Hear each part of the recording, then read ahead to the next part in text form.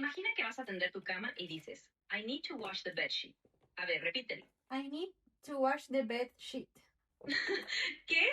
¿Bedsheet? Oye, babosa, ¿no alcanzaste a llegar al baño a tiempo o qué? Escucha bien, mensa. Si cortas la vocal, dices shit, que es popó. Para decir sábana, estira la E sonriendo. Sheet. A ver, inténtalo de nuevo. I need to wash the bed sheet. Mucho mejor, ya era hora. Qué grosera.